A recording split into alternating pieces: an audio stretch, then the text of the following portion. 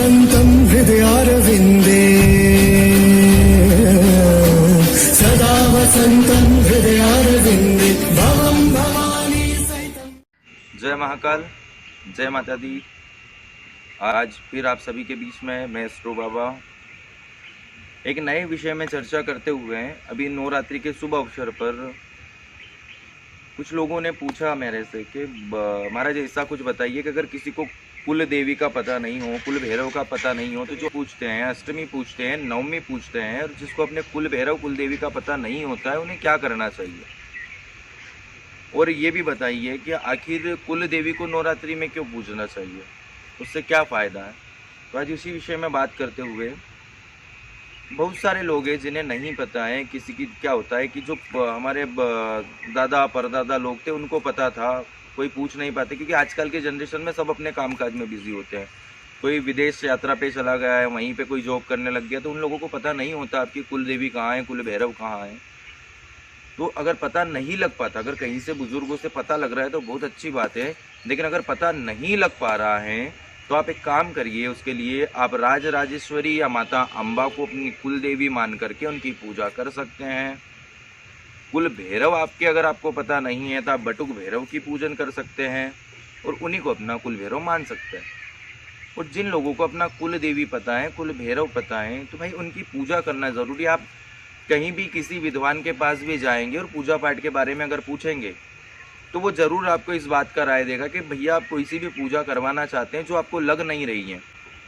आपको कोई दवाइयाँ अगर बीमारियाँ होती है आपको और आप दवाई लेते हैं, आपको दवाई नहीं लगती है, डॉक्टर भी बोल देते हैं भाई हम तो ट्रीटमेंट पूरा कर रहे हैं लेकिन आपको दवाइयाँ नहीं लग रही है, तो उसके लिए मैं यही बताऊँगा कि पहले अपने ग्रह के जो देव हैं, अपने घर के जो कुल देवता हैं, कुल देवताओं को आप प्रसन्न करिए। आप अपनी कुल देवी की पूजा करिए, कुल भैरव की पूजा करिए, उनके दर्शन को जाइए।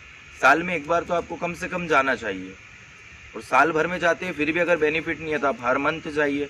एक नियम बनाइए उसका। अगर कहीं दूर है आपके कुल भैरव, आप नहीं जा सकते हैं, तो वहाँ की कोई धूल मिट्टी ला करके अपने घर के अंदर स्थापित करिए, उनके वहाँ पे दर्शन करिए, उनका फ़ोटो। आजकल तो सोशल मीडिया मोबाइल का ज़माना है भाई, मोबाइल में अपने कुल भैरव का फ़ोटो रखिए, फ़ोटो प्रिंट आउट करवा के घर में एक फ्रेम में लगवा लीजिए। आप वहाँ पे भी अपने कुल भैरव के नित्य प्रति दर्शन कर सकते हैं, क्योंकि जब तक आपके घर के देवता प्रसन्न नहीं होंगे तब तक दूसरे देवता कुछ नहीं कर सकते।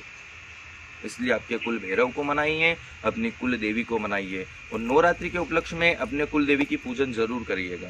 कुल भैरव का स्मरण करिएगा, कुल देवी की पूजन करिएगा। मैं माता जी से प्रार्थना करता हूँ आपके कुल में वंश की वृद्धि हो, सुख शांति बनी रहे, धन दौलत अपार आपके घर में आए, अन्न धन्य के भंडार भरे।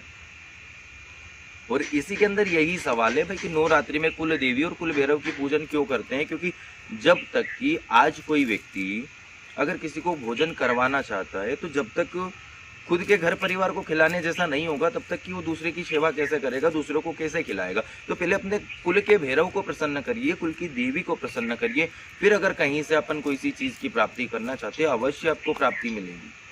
लेकिन आपको करना ये है कि पहले अपने कुल भैरव कुल देवी की पूजन करना जरूरी है। अगर सबको समझ में आ गया हो बहुत अच्छी बात है। जिस व्यक्ति को समझ में नहीं आया, अगर कुछ पूछना चाहता है वो मुझे मैसेंजर में पर्सनल मैसेज करके पूछ सकता है। आज के लिए इतना ही। जय महाकाल, जय हरसिद्धि। मिलते हैं फिर नए वीडियो के साथ। नमस्कार।